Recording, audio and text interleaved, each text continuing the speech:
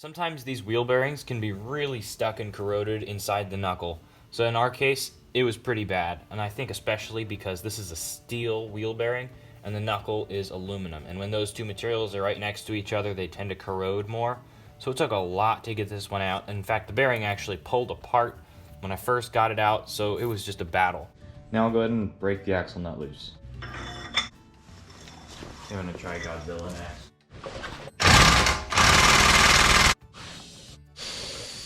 And we got that out. Next, we'll start to remove the whole caliper assembly, which is right here. This is the top caliper bolt, and we'll remove that first. Next, let's break loose the bottom caliper bolt. Now the whole carriage of the caliper assembly should slide right off. And we'll hang it up as far back away as we can so we have as much room to work. Last step to get the rotor off is this little screw holding it in.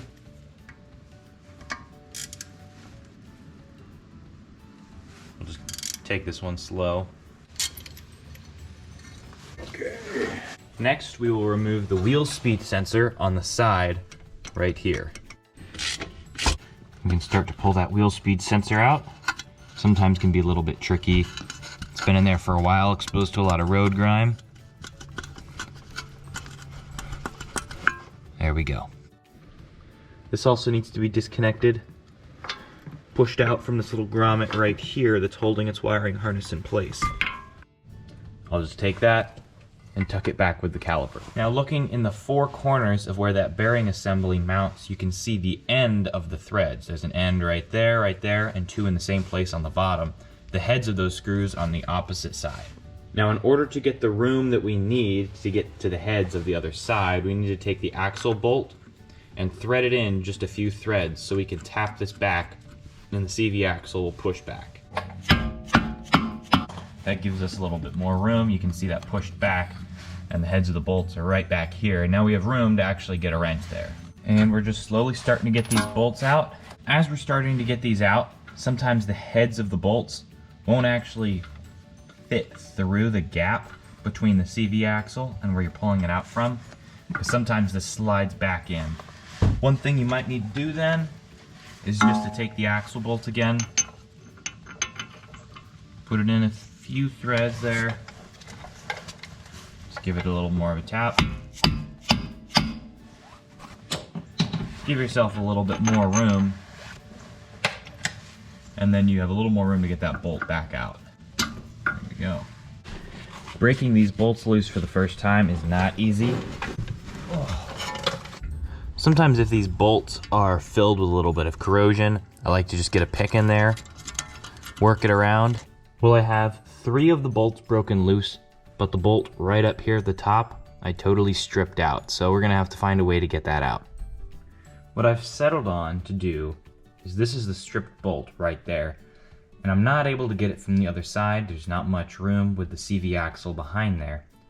I'm gonna take an angle grinder with a cutoff wheel and cut down into the wheel bearing assembly and cut through the bolt. Because there's only threads in the wheel bearing assembly. There's no threads in the knuckle. So I'll try and cut right on the edge without touching the knuckle and separate it. And then just take a chisel, break everything loose, and this should be free. I'm just gonna take a wire wheel and clean up that seam so I can make sure I see where the space is between the wheel bearing assembly and the knuckle, because I don't want to hit the knuckle as I'm grinding in.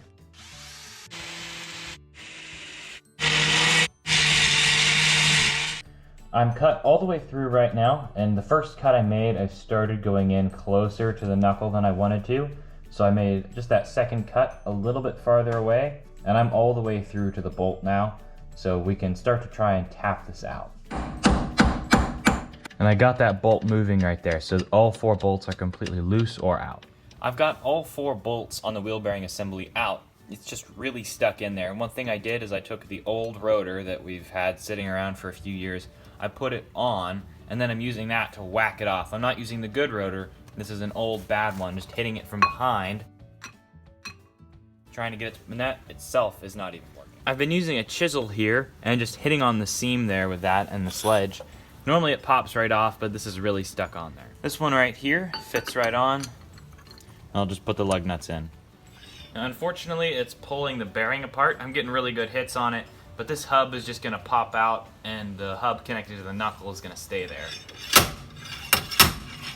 With that 5-pound slide hammer, this thing really hits. I felt like I was getting some solid hits on it. I'm gonna use this other attachment here and use it to plug right into this bearing assembly, just with the old bolts coming from the other direction.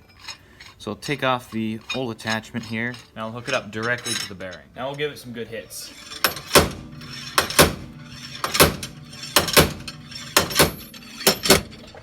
What I'm doing now is using the air hammer and the air chisel attachment and just working myself around there, and I think I'm starting to see it move.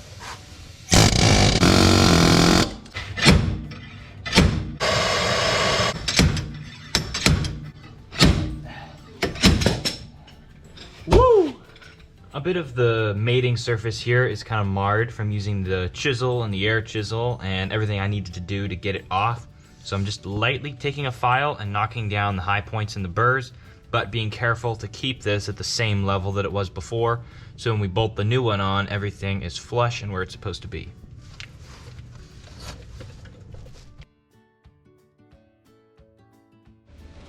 That's looking pretty good. We pressed it down nice and smooth. Press down on that and make sure that it's completely seated. I feel that pressure building, so I know it's down. This moves nice and smooth. That's what we want to see. We've got this area prepped. I cleaned up the surface here. I put some fresh grease on. We can put a little bit of anti-seize around the mating surfaces, so if we ever need to take this off again, it'll be a lot easier. We can pop this on and put the bolts back in. After using this tool, I can't imagine doing this job without it, especially with how stuck this was. I've seen people be able to take them off with just like a screwdriver in there and it comes out really easy. But I think what it was is that this is an aluminum knuckle, it's a steel bearing, and those two metals right beside each other like to react and corrode a whole lot more. So there was a lot of oxidation in there, and I really needed this to wail on it, especially putting in those bolts and going directly on the wheel hub. I can't imagine doing it without this though. I'd say about probably 150 hits with the slide hammer. Started to see a little bit of a gap open, and then that's when I knew it was really starting to come out. Definitely wasn't easy, but it made it possible. Now I'm tightening all 4 bolts, sort of in a star pattern, but evenly, so it pulls the wheel bearing assembly onto the knuckle evenly. We'll reinstall the axle bolt. I'll reinstall the heat shield, and I'm gonna re-torque the axle bolt once it's on the ground and the wheel won't spin. We'll put the caliper and rotor back on. The torque spec on the axle bolt is 147 foot-pounds and then plus 180 degrees. And then we'll do the 180 degrees.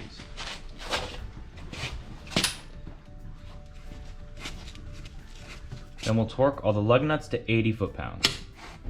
Taking it for a test drive, and it is so much better. Just the cabin noise is much, much quieter. It's a big difference. Determining whether or not a wheel bearing is good or bad, unfortunately, can be pretty tricky, and there might not be one tried and true method that can tell you if it's good or bad.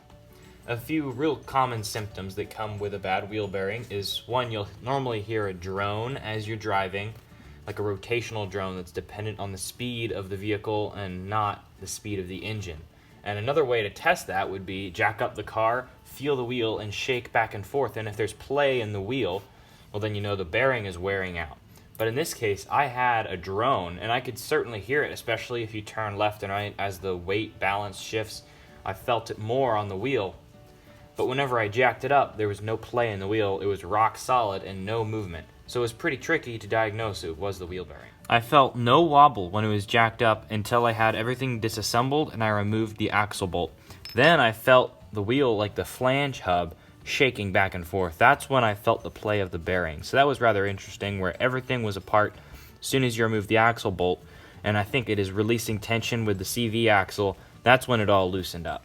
These tend to be pretty tricky to get out. In our case, this was pretty rough to get out, and I think it was especially because this is a steel wheel bearing and the knuckle is aluminum, and when those two materials are sitting right next to each other, they tend to corrode more. So it was a battle to get this out. It was not easy. I got this slide hammer kit from Harbor Freight specifically for this job, and it's made for pulling wheel bearings out. Sometimes you'll get lucky and they'll be easy and you might not need this, but in this case, definitely did. It has a 5-pound weight here that slides back and forth.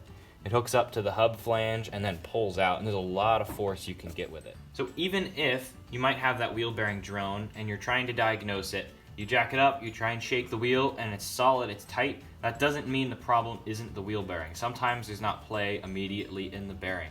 Although it'd be great if you pick it up and there's play. If there's play, you almost immediately know that it's always going to be the wheel bearing.